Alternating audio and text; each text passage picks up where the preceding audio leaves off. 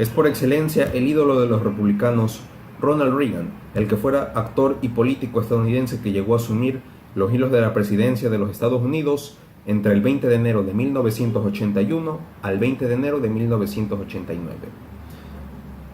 Durante gran parte de su mandato se lo conoce como la era Reagan y que pasó por la etapa final de la era de la Guerra Fría.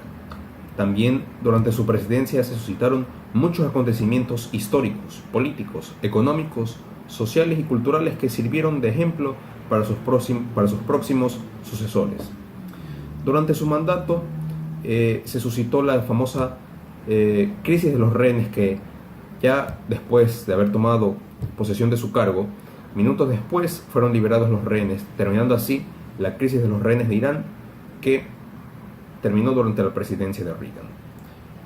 También esto fue el puntal definitivo para que éste llegara a la presidencia de los Estados Unidos, ya que este acontecimiento golpeó en cierta medida la presidencia de Jimmy Carter, su predecesor, al hacerle quedar mal en política en el ámbito internacional como nacional, al no poder manejar de una forma eficiente la crisis de los rehenes. Pero lo que más llama de la atención de la era Reagan es su política económica, que muchos de sus críticos partidarios y seguidores de él lo definieron como Reaganomics, o traducido al español, Reaganomía. ¿En qué consistía el programa económico de Ronald Reagan? Básicamente era una desregularización del sistema financiero, dándole más importancia al sector privado como principal motor económico de crecimiento, el bajar los impuestos, bajar las tasas federales a los más ricos y a algunos sectores empresariales y más pudientes, reducir el tamaño del Estado, aumentar el gasto público, el tema de la carrera armamentística y combatir el desempleo, la pobreza, privatizar los servicios públicos, entre otras cosas. Cabe destacar que el tema económico en Ronald Reagan es muy interesante, ya que durante su presidencia la pobreza aumentó de 29 millones de estadounidenses a 31 millones. Se mantuvo estacionaria, es decir, que pasó de un 12.95% al 13%.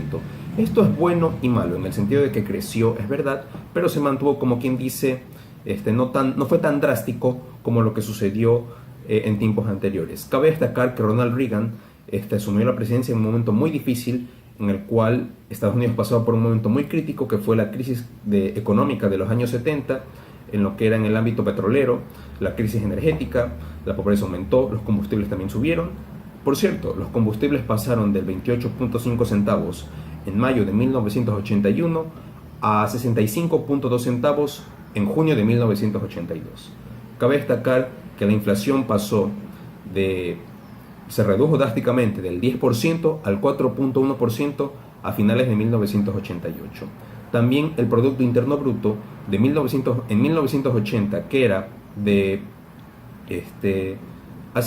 menos 0.3% al 4.1%.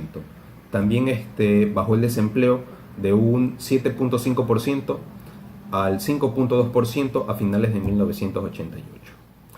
Sin embargo, entre otras cosas, también aumentó de forma agresiva el gasto público, el déficit presupuestario y comercial, lo que perseguiría a muchos de sus sucesores en lo que vendría.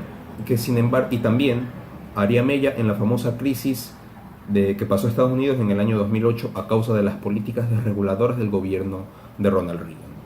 En política exterior, lo que resaltó de este mandatario fue su dejar atrás la política de distensión con la Unión Soviética para poner una posición más confrontadora, es decir, aumentar la carrera armamentística, a pesar de que a él no le gustaba el tema de las armas nucleares.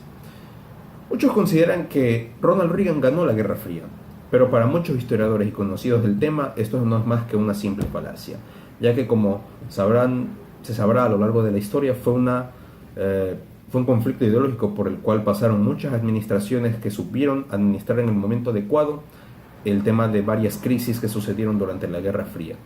Entonces, podemos concluir que Ronald Reagan tuvo suerte de estar en el momento exacto en que terminó la Guerra Fría, pero también terminó de una forma acelerada, al darle un giro de 180 grados a su política, que terminó con el derrumbe de la Unión Soviética en 1991 y que tuvo como antesala el derrumbe del Muro de Berlín en 1989. apenas 10 meses de haber terminado su presidencia en 1989. Lo que yo critico de la administración de Reagan es su política guerrerista que se implantó o se extendió por Europa y también vino acá en Centroamérica y en América Latina, en la cual apoyó a muchos gobiernos autoritarios en Guatemala, El Salvador, varias dictaduras en Latinoamérica, en Panamá, en Chile, en Argentina.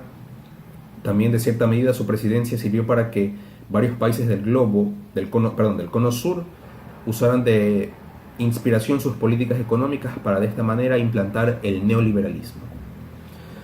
Entonces, ¿qué podemos concluir con la presidencia de Ronald Reagan? Es evidente que marcó la década de los años 80 y que muchas de sus políticas económicas, que hasta ahora son muy cuestionadas, tuvieron una cierta repercusión y tuvieron consecuencias tanto negativas como positivas.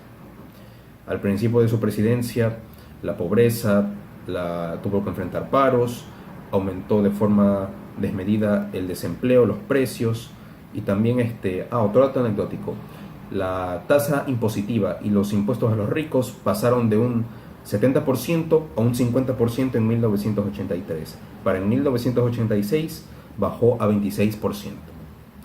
Entonces, la era Reagan pasará a la historia como la fase final de la Guerra Fría, en la cual su mandatario, que hasta ese momento era el más longevo del país, ahora lo supera Donald Trump, fue una era de cierta medida conservadora y republicana que, como dije al principio del video, es por excelencia el ídolo de los republicanos y quedará marcada en la historia.